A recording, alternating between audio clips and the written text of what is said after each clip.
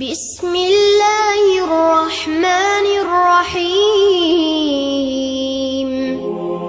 السلام عليكم ورحمة الله وبركاته. إن الحمد لله نحمده ونستعينه ونستغفره ونعوذ بالله من شرور أنفسنا ومن سيئات أعمالنا. من يهده الله فلا مضل له ومن يضلل فلا هادي له. وأشهد أن لا إله إلا الله وحده لا شريك له وأشهد أن محمدا عبده رسوله أما بعد. اللهم صل على محمد وعلى آل محمد كما صليت على إبراهيم وعلى آل إبراهيم إنك حميد مجيد. اللهم بارك على محمد وعلى آل محمد كما باركت على إبراهيم وعلى آل إبراهيم إنك حميد مجيد. இந்த அண்ட சராசரங்களை அனைத்தையும் படைத்து பரிபக்குவப்படுத்தி கொண்டிருக்கக்கூடிய ஏகனாகிய அல்லாஹுவை போற்றி புகழ்ந்தவனாகவும் அல்லாஹுவின் சாந்தியும் சமாதானமும் வற்றா கருணையும் எம்பெருமானார் முஹம்மது ஸல்லல்லாஹு அலைஹி வஸல்லம் அவர்களின் மீதும் அவர்களை இயன்ற அளவிற்கு பின்பற்றி வாழுகின்ற நல்லடியார்கள் மீதும் முக்கியமாக அல்லாஹ் கடமையாக்கி இருக்கக்கூடிய இந்த ஜும்மா வேளையிலே இங்கே வந்திருக்கக்கூடிய நம் அனைவர்கள் மீதும் என்றென்றும் நின்று நிலவட்டுமாக என்ற பிரார்த்தனையோடு எனது இந்த ஜும்மா உரையை நான் ஆரம்பம் செய்கின்றேன். எல்லாம் வல்ல கண்ணியமிக்க அல்லாஹுவின் நல்லடியார்களே, நாம் நம்முடைய வாழ்வில் பலவிதமான சிரமங்களை கடந்து வந்திருப்போம். பலவிதமான நெருக்கடிகளை இழப்புகளை கடந்து வந்திருப்போம். அப்படிப்பட்ட நேரங்களில் ஒரு பொருளாதார நெருக்கடியா அல்லது வீட்டிலே ஏதோ ஒரு பெரிய பிரச்சனையா அதை தீர்த்து வைக்கக்கூடிய அளவுக்கு நம்முடைய உறவினராகவோ நண்பராகவோ நம்முடைய நெருக்கத்துக்குரியவராக ஒருவர் இருந்தால், எனக்கு இவர் இருக்கிறாரு, என்னுடைய வாழ்க்கையில எவ்வளவு பெரிய பொருளாதார நெருக்கடி வந்தாலும் இவர் என்னை பார்த்து கொள்வார், அவரிடத்துல அவருடைய கெஜானா நம்பி வழிகிறது, எவ்வளவு ஆனாலும் சரி. ஒரு காவல்துறை பிரச்சனை வருதா, அதை இவர் எனக்கு இலகுவாக தீர்த்து வச்சிருவாரு. இந்த நபர் என்னுடைய வியாபாரத்துல என்னுடைய குடும்பங்கள்ல என்னால தீர்த்து வைக்க முடியாத அளவிற்கு என்னுடைய அறிவுக்கு அப்பாற்பட்டு நடக்கக்கூடிய நிகழ்வுகளில் இருந்து எனக்கு சிறந்த ஆலோசனை வழங்கி அல்லாஹ் அவருக்கு வழங்கி இருந்த அந்த அறிவாற்றலை கொண்டு அந்த பிரச்சனைகளில் இருந்து அந்த சிரமங்களில் இருந்து என்னை இலகுவாக காத்து விடுவார். எனக்கு என்ன ஆனாலும் சரி, எனக்கு இவர் இருக்கிறார் என்று ஒரு நபர் நம்முடைய வாழ்க்கையில் இருந்தால் நம்முடைய வாழ்க்கை எப்படி இருக்கும்? பிரச்சனையே இல்லாத வாழ்க்கை போன்று நம்முடைய வாழ்க்கை அமைந்து விடுமா இல்லையா? சரி, அப்படிப்பட்ட ஒரு நபர் படைத்த இறைவனாக இருந்தால், அல்லாஹுவாக இருந்தால், அல்லாஹ் குறிப்பிடுகின்றான், அல்லாஹ்வுடைய தூதர் சொல்லுகின்றாங்க, அல்லாஹ் சொல்வதாக ரசூலுல்லாஹ் சொல்றாங்க, எவன் என்னுடைய நேசரை பகைத்து கொண்டானோ, அல்லாஹ்வுடைய நேசரை யார் பகைத்து கொண்டார்களோ அந்த பகைவருக்கு எதிராக நான் போர் பிரகடனம் செய்கின்றேன். யார் சொல்றது? அல்லாஹ் சொல்றது. எவன் என்னுடைய நேசரை பகைத்து கொண்டானோ அவனுக்கு எதிராக நான் போர் பிரகடனம் செய்யறேன்னு அல்லாஹ் சொல்லுங்க. அல்லாஹ்வுடைய நேசராக நாம் இருந்து விட்டால் நமக்கு எதிராக யார் இருந்தாலும் அவர்களுக்கு எதிரி அல்லாஹ். அல்லாஹ்வுடைய நேசத்தை எப்படி பெறுவது? நான் அல்லாஹ்வுடைய நேசராக இருக்க வேண்டும், அல்லாஹ் என்னை நேசிக்க வேண்டும். அல்லாஹ் கூறுகின்றான், எனக்கு விருப்பமான செயல்களில் நான் கடமையாக்கிய ஒன்றை விட என்னுடைய அடியான் என்னுடைய நேசத்தை பெற முடியாது. அல்லாஹ்வுடைய நேசராக ஆக வேண்டும் என்றால் ரொம்ப கடினமான வேலையெல்லாம் செய்யணுங்கிறது இல்லை. அல்லாஹ் எதை கடமையாக்கி இருக்கிறானோ, எதை விதியாக்கி இருக்கிறானோ நம் மீது, அதை நாம் சரிவர செய்தால். இன்னும் அல்லாஹ் சொல்லுகின்றான், என் அடியான் கூடுதலான வணக்கங்கள் மீது கூடுதலான வணக்கங்கள் செய்வதன் மூலியமாக என்னிடத்தில் இன்னும் நெருங்கிக் கொண்டே இருக்கின்றான். அல்லாஹ் எதை கடமையாக்கி இருக்கிறான்? தொழுகையை அல்லாஹ் கடமையாக்கி இருக்கிறான், நோன்பை அல்லாஹ் கடமையாக்கி இருக்கின்றான். செல்வம் இருந்தால் ஜகாத் கடமை, ஹஜ் கடமை. இந்த கடமைகளை நாம் சரிவர செய்து விட்டால் அல்லாஹ்வுடைய நேசராக நாம் ஆகிவிட முடியும் அப்படின்னு அல்லாஹ் சொல்றான். சரி, இன்னும் அல்லாஹ்விடத்துல நெருக்கத்தை ஏற்படுத்திக்கணும். நேசர் மட்டும் பத்தாது, நான் அல்லாஹ்விடத்தில் நெருங்கிக் கொண்டே இருக்க வேண்டும். நஃபிலான சுன்னத்தான தொழுகைகள், கடமை அல்லாத சுன்னத்தான தொழுகைகள், நஃபிலான தொழுகைகள் மூலியமாக இன்னும் நெருக்கிக்கிட்டே இருக்கலாம்ன்றாங்க. கடமையான நோன்பு அல்லாத சுன்னத்தான நோன்பை நாம் நோக்கக்கூடிய அந்த வேளையில நாம் அல்லாஹுவை இன்னும் நெருங்கிக் கொண்டே இருக்கின்றோம். அல்லாஹ் சொல்லுகின்றான், இறுதியாக அந்த அடியானை நான் நேசித்து விடும் பொழுது, நான் கடமையாக்கினதை என்னுடைய நேசத்தை பெறுவதற்காக என்னுடைய அடியான் சரியா செய்யறான். இந்த தொழுகைகளை, நோன்புகளை, மற்ற கடமைகளை அவன் சரிவர செய்கின்றான். இன்னும் என்னிடத்தில் நெருக்கத்தை ஏற்படுத்தி கொள்ள வேண்டும் என்கின்ற காரணத்திற்காக கூடுதலான வணக்கங்களை செய்கின்றான். இறுதியாக அல்லாஹ் அந்த நல்லடியானை, அந்த மனிதரை நேசித்து விடும் பொழுது அல்லாஹ் சொல்லுகின்றான், அவன் கேட்கின்ற செவியாக, அவன் பார்க்கின்ற பார்வையாக, அவன் நடக்கின்ற காலாக, அவன் பற்றுகின்ற கையாக நான் மாறிவிடுகின்றேன். அடியான் எதையெல்லாம் செய்யறானோ அதை நான் செய்யறேன் அல்லாஹ் சொல்றேன். இதை விட ஒன்று சிறந்தது இந்த உலக வாழ்க்கையில் இருக்குமா? அவன் என்னிடத்தில் கேட்டால் நான் கொடுப்பேன், அவன் என்னிடத்தில் பாதுகாப்பு கேட்டால் அவனுக்கு நான் பாதுகாப்பு வழங்குவேன். ஒரு இறை நம்பிக்கையாளனின் உயிரை கைப்பற்றுவதில் நான் தயக்கம் காட்டுற மாதிரி நான் செய்யற எந்த வேலையிலும் தயக்கம் காட்டலன்னு நல்லா சொல்றேன். அப்படிப்பட்ட ஒரு நல்லடியானுடைய உயிரை அல்லாஹ் கைப்பற்றக்கூடிய அந்த செயலை ரொம்ப தயங்கி செய்வதாக அல்லாஹ் சொல்றான். எவ்வளவு அல்லாஹ் நேசிக்கிறான் பாருங்க. எந்த அடியான் அல்லாஹ்வுடைய கடமைகளை, இன்னும் கூடுதலான அமல்களை சரிவர செய்கின்றாரோ அவரை அல்லாஹ் எவ்வளவு நேசிக்கிறான். அந்த மனிதன் மரணத்தை வெறுக்கக்கூடியவனாக இருப்பான். நானும் அவனுடைய உயிரை கைப்பற்றுவதன் மூலியமாக, அவனுக்கு மரணத்தை விதிக்கக்கூடிய மூலியமாக நான் கஷ்டம் அடைகின்றேன் என்று அல்லாஹ் சொல்றான். அந்த மனிதனும் மரணத்தை வெறுக்கிறான்.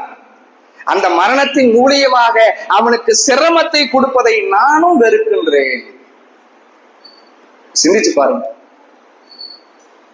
அல்லாஹ்வுடைய தூதரிடத்துல ஆத்தா பின் ஜபல் ரலியல்லாஹு அன்ஹு அவங்க கேட்கிறாங்க, அல்லாஹ்வுடைய தூதரே, என்னை சொர்க்கத்தில் சேர்த்து நரகத்திலிருந்து அப்புறப்படுத்தக்கூடிய செயல்களை பற்றி என்கிட்ட சொல்லுங்களேன். நான் செய்யற செயல்கள் என்ன நரகத்துல சேர்க்க கூடாது, சொர்க்கத்தில் சேர்க்க வேண்டும். அப்படிப்பட்ட செயல்களை எனக்கு சொல்லுங்களேன்றாங்க. உடனே அந்த நபி தோழருக்கு அல்லாஹ்வுடைய தூதர் அவர்கள் சொல்லுகின்றார்கள், நீ என்னிடத்துல மிக பெரிய விஷயத்தை பற்றி கேட்டு விட்டாய். ரொம்ப பெரிய விஷயம் பாயுது. மனிதர்களுக்கு மிகப்பெரிய விஷயம், மிகப்பெரிய காரியம் எதுவென்று நாம் பார்த்தால் உலக வாழ்க்கையாகத்தான். பிரம்மாண்டமான மாளிகை இருக்கணும்,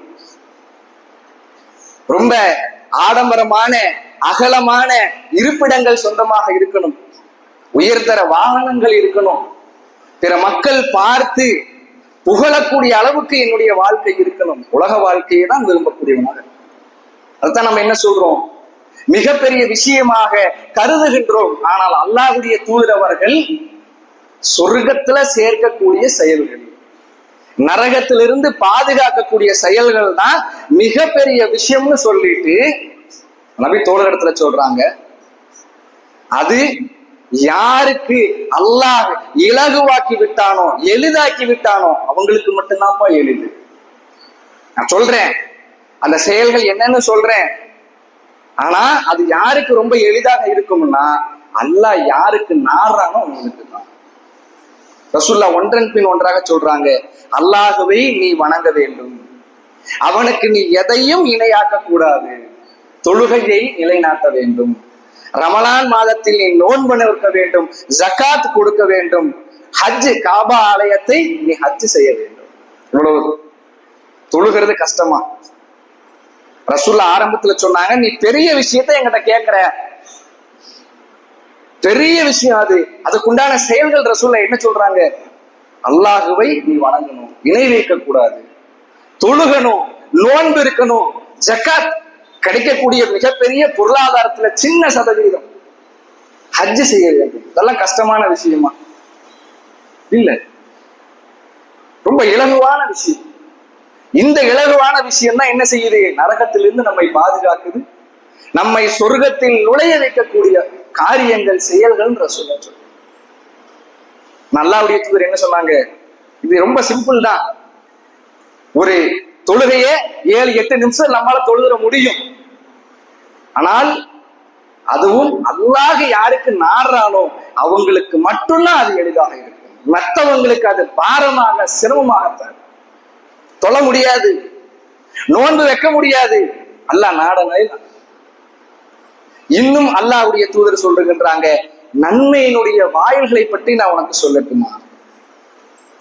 இன்னும் நன்மையை சேகரிக்கிறது. நோன்பு கேடயமாக இருக்கும்.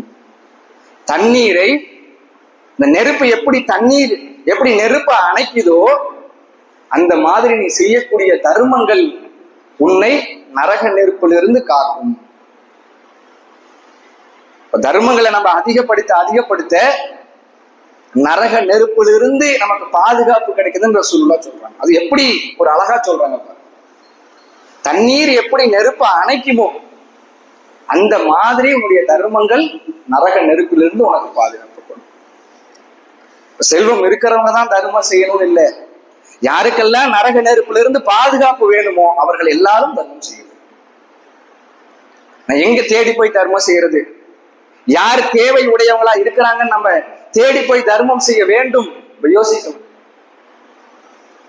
இன்னைக்கு நம்ம மொஹல்லாவுல இந்த பள்ளிவாசலை இயக்குவதற்குன்னு ஒரு பொருளாதாரம் தேவை. மதரசாவில் படிக்கக்கூடிய அந்த குழந்தைகளுக்கு பாடம் எடுக்கக்கூடிய ஆசிரியருக்கு பொருளாதாரம் கொடுக்கணும். இங்க அல்லாஹ்வுடைய ஆலயத்தை நடத்துறதுக்குன்னு என்ன செய்ய தேவை இருக்கு? ஒரு தொகை தேவையா? எங்கேயோ தேடி போய் கொடுக்கணுங்கிறதெல்லாம் இல்லை. அழகா நரக நெருப்புல இருந்து நம்ம பாதுகாப்பு தேடிக்கலாம். எப்படி? இங்க மர்கஸுக்கு அல்லாஹ்வுடைய ஆலயத்துக்கு நம்ம உதவி செய்ய முடியும். ஒரு சந்தா கொடுக்கலாம். பல கிளைகள்ல சந்தாவில் வரக்கூடிய பிரச்சனை இருக்கு பாருங்க. அந்த நிர்வாகி பொருளாதாரம் எதுவும் கொடுக்காம நன்மையை சம்பாதிக்கிறார். எப்படி? அந்த சந்தாவுக்கு ரசீது போடுறது மூலியமாக அல்லாஹ் கூலி கொடுக்கிறான். அந்த சந்தாவுடைய வரவு செலவை பராமரிப்பதற்காக அல்லாஹ் கூலி கொடுக்கிறான். அவர் எந்த பொருளாதாரத்தையும் கொடுக்கல, ஆனால் இதன் மூலியமாக ஒரு நன்மை அடைகிறார். யாரு? அந்த நிர்வாகி. யார் அதை பராமரிக்கிறாரோ, யாருக்கு யார் சந்தா எழுதுகின்றாரோ அந்த நபர். நாம எப்படி அதனுடைய நன்மை அடைகிறது? முன் வந்து கொடுக்கணும். நன்மைக்கு நாம முந்திக்கணுமா இல்லையா? பல இடங்கள்ல என்ன பிரச்சனை வருது? சந்தாவை அடுத்த மாசம் கொடுக்குறேன், சந்தாவை தாமதப்படுத்துறது, நீங்க வந்து வாங்கிக்கிங்க, எங்கனால வர இயல. சந்தாவை நாம் சரிவர கொடுப்பதன் மூலியமாகவும் இது தர்மம். இதனால குழந்தைகள் படிப்பு கெட்டு போகாது. சரியான ஒரு தாவா இந்த கிளையின் மூலியமாக எடுத்து வைக்க முடியும். இப்படி பல நன்மைகள். மாசம் சின்ன ஒரு தொகை தான், ஒரு 100 ஒரு 200 இப்படி நம்மால இயன்றதை மாதம் மாதம் கொடுப்பதன் மூலியமாக நரக நெருப்பிலிருந்து பாதுகாப்பு தேடிக்க முடியும். நான் ரசூல்லா சொல்லிட்டாங்க, தண்ணீர் எப்படி நெருப்பை அணைக்குமோ அந்த மாதிரி நீங்க செய்யக்கூடிய தர்மங்கள் உங்களை பாதுகாக்கும். அதே மாதிரி அல்லாஹ்வுடைய தூதர் அவர்கள் சொல்லுகின்றார்கள், நள்ளிரவில் ஒருவர் தொழுவது. இத சொல்லும் பொழுது அல்லாஹ்வுடைய தூதர் அவர்கள் 32வது அத்தியாயத்தில் இருக்கக்கூடிய 16வது வசனத்தை ஓதி காமிக்கிறாங்க. அவர்களின் விழாப்புறங்கள் படுக்கையை விட்டு விலகிவிடும், அவர்கள் அச்சத்துடனும் ஆவலுடனும் தன்னுடைய இறைவனிடத்தில் பிரார்த்தனை செய்வார்கள். தஹஜ்ஜி தொழுகையை பத்தி ரசூலுல்லாஹ் இங்க சொல்றாங்க. அவர்கள் அல்லாஹ்விடத்துல பிரார்த்தனை செய்வார்கள். எப்படி? அச்ச உணர்வோடு ஆவலாக அல்லாஹ்விடத்தில் பிரார்த்தனை செய்வார்கள். நரக நெருப்பிலிருந்து பாதுகாப்புக்காக, மறுமையினுடைய வெற்றிக்காக அவர்கள் அல்லாஹ்விடத்தில் என்ன நேரத்துல? தஹஜ்ஜீத் நேரத்துல அவர்கள் பிரார்த்தனை செய்வார்கள். இப்ப இதெல்லாம் நன்மையினுடைய வாயில்கள்னு ரசூலுல்லாஹ் சொல்றாங்க அந்த நபி தோழர் இடத்துல. அதே மாதிரி அல்லாஹ்வுடைய தூதர் சொல்லுகின்றார்கள், இஸ்லாம் என்பதுதான் தலையானது, தொழுகை தூண்கள் போன்றது, உயர்வானது ஹிஜ்ரத் ஜிஹாத் செய்வது, உயிர் தியாகம் செய்வதுன்னு அல்லாஹ்வுடைய தூதர் சொல்றாங்க. இது எல்லாத்தையும் அல்லாஹ்வுடைய தூதர் அவர்கள் எதுக்கு சொல்றாங்க? அந்த நபி தோழர் இடத்துல என்ன சொர்க்கத்துக்குள்ள சேர்க்கக்கூடிய செயல்கள், நரகத்திலிருந்து என்னை பாதுகாக்கக்கூடிய செயல்கள்னு ரசூலுல்லாஹ் இதையெல்லாம் சொல்லிட்டு தொழுக, நோன்பு, தர்மம், தஹஜ்ஜீத் தொழுகிறது எல்லாத்தையும் ரசூலுல்லாஹ் சொல்றாங்க. இது எல்லாத்தையும் அழிக்கக்கூடிய ஒன்றை நான் உனக்கு சொல்லட்டுமான்னு அந்த நபி தோழர் இடத்துல ரசூலுல்லாஹ் கேட்கிறாங்க. நான் தொழுதிருப்பேன், நான் நோன்பு வைத்திருப்பேன், தஹஜ்ஜீத் வேளையில சிரமப்பட்டு அந்த படுக்கையிலிருந்து எழுந்து அல்லாஹ்விடத்தில் பிரார்த்தனை செய்திருப்பேன், எல்லாத்தையும் அழிக்கிற ஒரு விஷயத்த நான் சொல்றேன். அந்த நபி தோழர் கேட்கிறாங்க, அல்லாஹ்வுடைய தூதரே சொல்லுங்க. ரசூலுல்லாஹ் தன்னுடைய நாவை சுட்டி காமிச்சு சொல்றாங்க, நாக்கு இருக்கு பாரு, இதுதான், இதை நீ பேணிக்கொள், இல்லைன்னா நீ செஞ்ச நன்மைகளை எல்லாம் இதை அடிச்சிடும். நபி தோழர் கேட்கிறாரு, அல்லாஹ்வுடைய தூதரே, இந்த நாவை கொண்டுதான் நாங்க பேசுவோம், இதன் மூலியமாக நாங்கள் மறுமையில பாதிக்கப்படுவோம். இப்ப ரசூலுல்லாஹ் சொல்றாங்க, மனிதர்கள் தம் நாவால் அறுவடை செய்ததை தவிர வேறு எதுவும் அவர்களை முகம் குப்புற நரகத்தில் தள்ளுமான்னு கேட்கிறாங்க.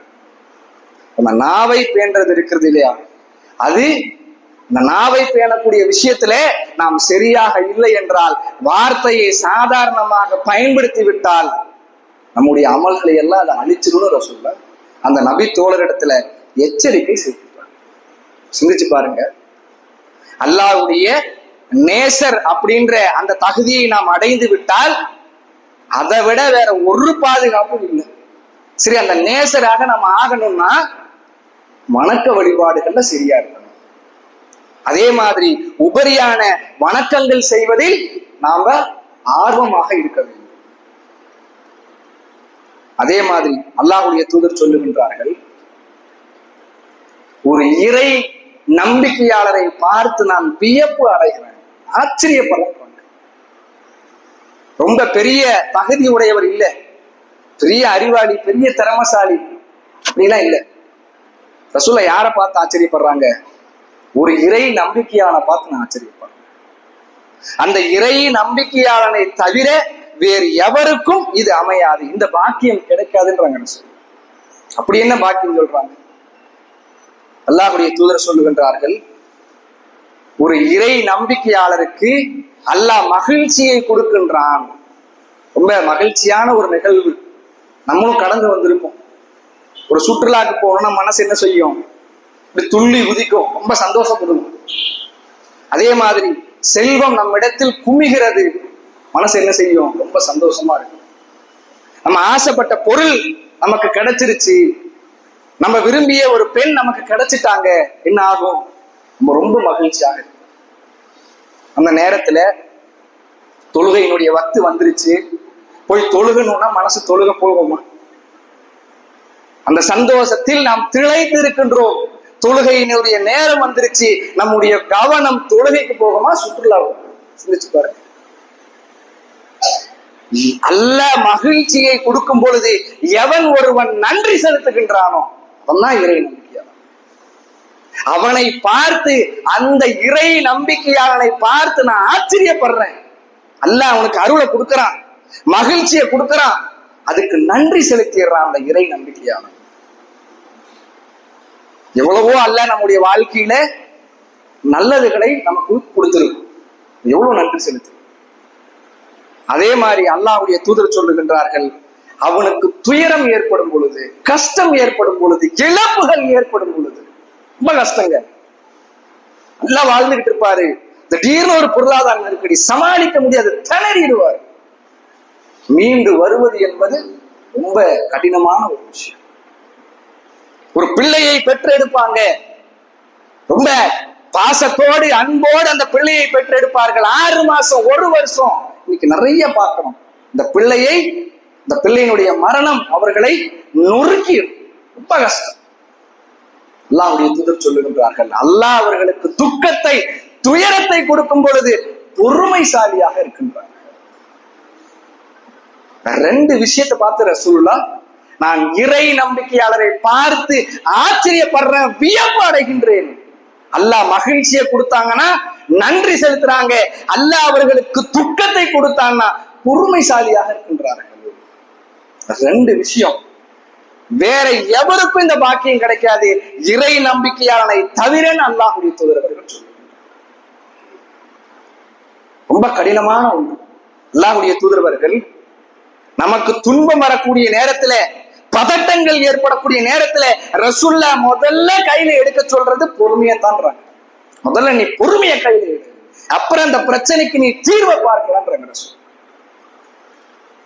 இறை நம்பிக்கையாளன்னா இப்படிப்பட்ட குண அதிசயங்கள் அந்த நபரிடத்துல இருக்கும். நன்மைகள், அந்த நன்மைகளை சேகரிக்க வேண்டும், அல்லாஹ்வுடைய நேசனாக நான் ஆக வேண்டும், அந்த விருப்பம் இருக்கு. கடமையிலே தவறு விடவே கூடாது. தவறுக்குன்னா அல்லாஹ்வுடைய நேசத்திலிருந்து நான் விலகிடுவேன். இன்னும் நான் அல்லாஹ்வை நெருங்கிக் கொண்டே இருக்க வேண்டும், உபரியான வணக்கங்களை செய்வதில் ஆர்வம் உடையவராக இருக்க வேண்டும். அல்லாஹ்வுடைய நல்லடியார்களே, அல்லாஹ்வுடைய தூதர் அவர்கள் குறிப்பிடுகின்றார்கள், நம்ம சொர்க்கத்துக்கு போகணும்னு ஆசைப்படுறோம். ஒவ்வொரு நபரும் சொர்க்கத்துக்குரியவராகவும் இருக்கின்றார், நரகத்துக்குரியவராகவும் இருக்கின்றார். எனக்கு 2 இடத்திலையும் அல்லாஹ் இடத்தை வச்சிருக்கிறான். சொர்க்கத்திலையும் எனக்கு இடம் இருக்கு, நரகத்திலையும் எனக்கு இடம் இருக்கு. ஒவ்வொரு மனிதருக்கும் இப்படித்தான் அல்லாஹ்வுடைய தூதர் அவர்கள் குறிப்பிடுகின்றார்கள். நாளை மறுமை நாள்ல நரகவாசிகள் எல்லாம் நரகத்துக்கு போயிடுவாங்க. இந்த நரகவாசிகளை அழைத்து காவலாளிகள் சொல்லுவாங்க, இதோ சொர்க்கம், இந்த சொர்க்கத்துல இந்த இடம் இருக்கு பாருங்க, இந்த இடம் தான் உங்களுடைய இடம். ஒரு நரகவாசி நரகத்துல இருக்கிறாரு, அவருக்கு சொர்க்கத்துல ஒரு இடம் இருப்பதாக அல்லாஹ்வுடைய தூதர் சொல்றார். நீங்க நன்மை செய்திருந்தால் அல்லாஹ் உங்களை இந்த இடத்துலதான் வசிக்க செஞ்சிருப்பான், இதுதான் உங்களுக்கு அல்லாஹ் ஏற்படுத்தி இருக்கக்கூடிய இடம்னு மலக்குகள் சொல்லுவாங்க. அப்ப அந்த நரகவாசி சொல்லுவாரா, நான் நேர்வழி பெற்றிருக்க கூடாதா, நேர்வழியில நடந்திருக்க கூடாதா, உலக வாழ்க்கையிலேயே நான் திளைத்திட்டனே, உலக வாழ்க்கையினுடைய பொருளாதாரத்திலேயே நான் மூழ்கிட்டனே, அதுல பல சண்டைகள், பல பிரச்சனைகள், இதுலயே நான் இருந்துட்டனே, இன்னைக்கு என்னுடைய இடம் சொர்க்கத்துல அல்லாஹ் வச்சிருக்கான், அந்த இடத்துக்கு என்னால போக முடியாம போயிடுச்சு, அவனுக்கு அது துக்கமாக அமையும். சிந்திச்சு பாருங்க, இதுதான்ப்பா உனக்கு உண்டான இடம். ஏற்கனவே நரகத்தில் இருக்கிறாரு, அந்த வேதனையில் இருப்பாரு, இதுதான் உனக்கு சொர்க்கத்தில் இருக்கக்கூடிய இடம்னா இன்னும் கூடுதலா போச்சே. ஒழுங்கா உலக வாழ்க்கையில ரொம்ப சாதாரண விஷயம் தானே, தொழுகைய தொழுது இருக்கலாமே, நோன்பு வச்சிருக்கலாமே, இன்னும் சுண்ணத்தான தொழுகைகளும் சுண்ணத்தான நோன்பைகளை செஞ்சிருக்கலாமே என்று அவனுக்கு இன்னும் துக்கம் அதிகமாயிரும். அதே மாதிரி சொர்க்கவாசியை அழைத்து மலக்குகள் சொல்லுவாங்களாம், இதோ நரகத்தில் இருக்கக்கூடிய இந்த இடம்தான் உங்களுக்காக அல்லாஹ் ஏற்படுத்தி வச்சிருக்கிற இடம். சொர்க்கவாசி இன்னும் அல்லாஹ்வுக்கு நன்றி செலுத்தக்கூடியவனாக மாறிவிடுவான். அல்லாஹ் எனக்கு நேர் வழி கொடுத்துட்டான், அல்லாஹ் என்ன பாதுகாத்துட்டான், அல்லாஹ் எனக்கு தொழுகையை இலகுவாக்கிட்டான், அல்லாஹ் எனக்கு நோன்பை இலகுவாக்கிட்டான், எல்லாம் அல்லாஹ் தான் செய்யும். சரியா தொழுகிறாரு, சரியா நோன்பு வைக்கிறாரு, சுண்ணத்தான அமல்கள் செய்யறாரு, தர்மங்கள் செய்யறாரு, பெருமையாக அமைந்து விட்டால் எந்த கூலியும் கிடைக்காது. அல்லாஹ் நாடியதனால் நான் தொழுகின்றேன், அல்லாஹ் இலகுவாக்குனான் அதனால நான் உபரியான வணக்கங்களை செய்கின்றேன் என்ற நிலைதான் சொர்க்கத்தை கொடுக்கும். இன்னும் பாருங்க, இந்த நரகத்திலிருந்து என்னுடைய இந்த இருப்பிடத்திலிருந்து அல்லாஹ் என்னை பாதுகாத்து விட்டான், அது அவர்களுக்கு நன்றி செலுத்துவதாக அமையும். அல்லாஹ்வுடைய தூதரவர்கள் அதனால தான் இறை நம்பிக்கையாளர்களை பார்த்தால் நான் வியப்பு அடைகின்றேன், ஆச்சரியம் அடைகிறேன். ஆக அல்லாஹ்வுடைய நல்லடியார்களே, நாமும் அல்லாஹ்வுடைய நேசர்களாக ஆக வேண்டும். இதுக்கு ரொம்ப கடினமான வேலைகள்லாம் செய்யணும் இல்லை, ரொம்ப அதிகமான அறிவை பயன்படுத்தணுங்கிறதுலாம் இல்லை, இலகுவான விஷயம். நம்முடைய அமல்களை, நம்முடைய கடமைகளை, நம்முடைய தொழுகைகளை, நோன்புகளை, தர்மங்களை நாம் சரிவர செய்தால் போதும். இன்னும் நான் நெருக்கத்தை ஏற்படுத்திக்கணும்னா இன்னும் கூடுதலான அமல்கள் மட்டும்தான் உதவி செய்யும் என்பதை நான் இங்கே கூறியவனாக எனது உரையை நிறைவு செய்கின்றேன். வாஹிரு தஅவானா அல்ஹம்துலில்லாஹி ரப்பில் ஆலமீன். அஸ்ஸலாமு அலைக்கும் வரஹ்மத்துல்லாஹி வபரகாத்துஹு.